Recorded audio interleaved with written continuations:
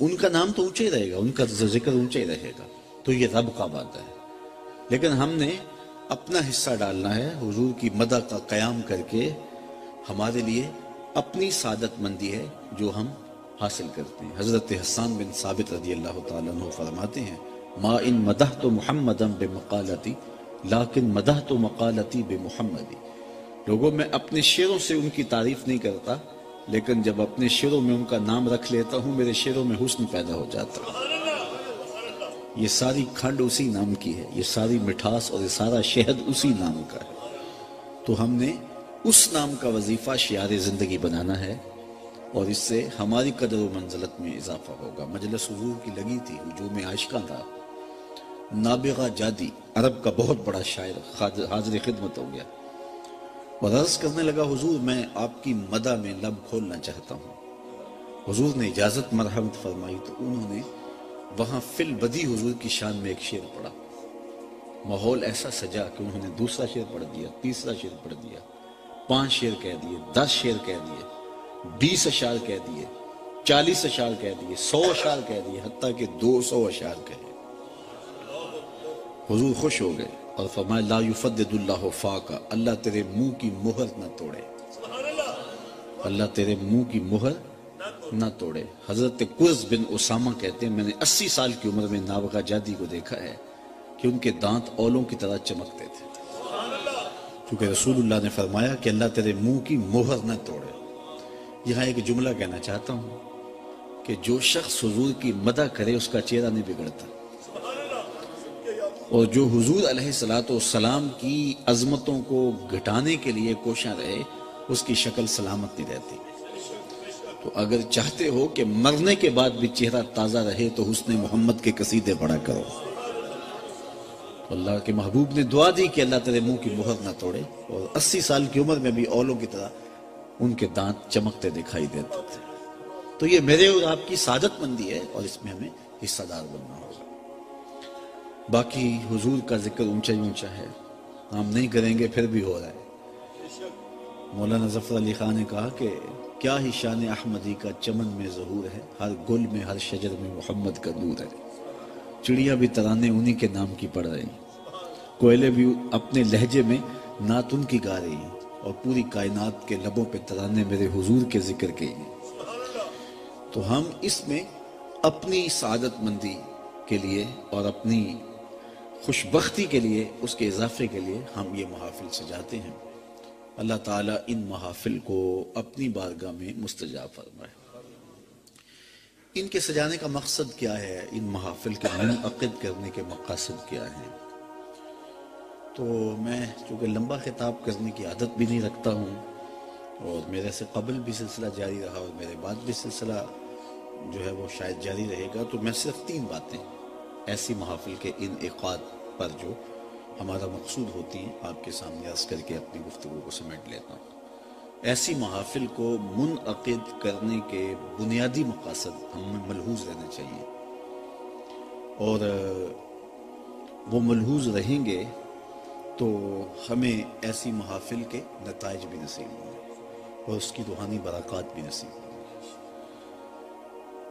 ایسی محافل کے ذریعے سے حضور علیہ السلام کی محبت کو نئی نسل کے اندر منتقل کیا جاتا ہے، اور حضور کی محبت کو نئی نسل میں منتقل کرنے کے زود اثر ذرائع بقول علامہ اقبال 3 ہیں۔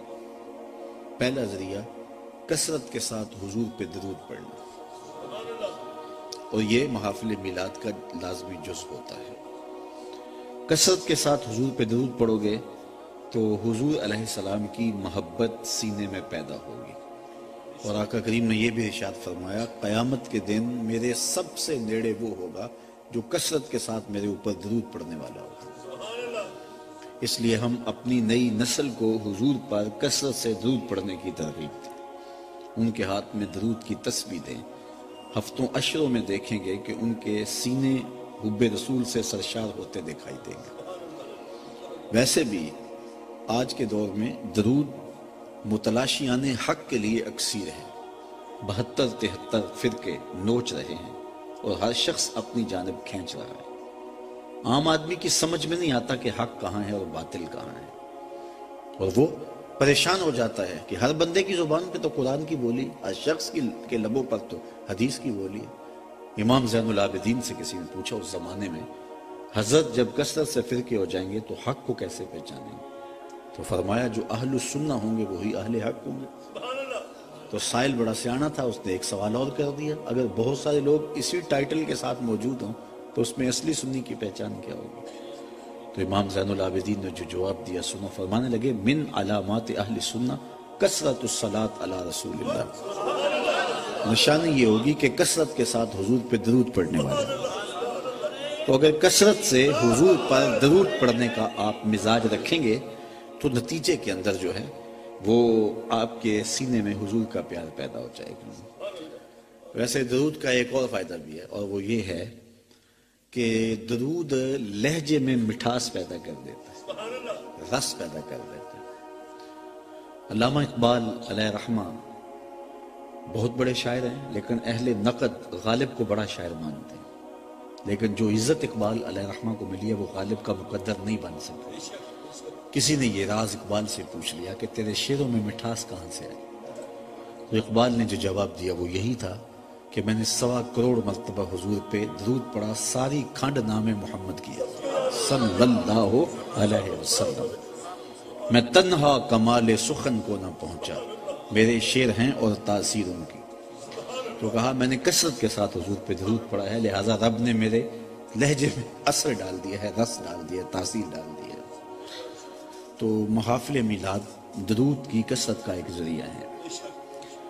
دوسرا مقصد ایسی محافل کے انعقاد کا حضور علیہ السلام کی سیرت کے عنوان کو چھیڑنا ہے، اور یہ حضور کی محبت کو نئی نسل میں منتقل کرنے کا ایک زو دستہ ذریعہ ہے، اور ہمیں بہت ضروری ہے کہ نئی نسل کے سینے میں حضور علیہ السلام کی سیرت کا اجالا کریں، اور یہ علماء کی ذمہ داریوں میں سے ہے، مشائخ کی ذمہ داریوں میں سے ہے، لیکن اب اس سے بڑھ کر والدین کی ذمہ داریوں میں سے ہے، اس لیے کہ نہ علماء وہ رہے، نہ مشائخ وہ رہے، اور نعت خوانی کی مجالس بھی وہ ماضی میں جیسے ہوتی تھی آج وہ نہیں ہے۔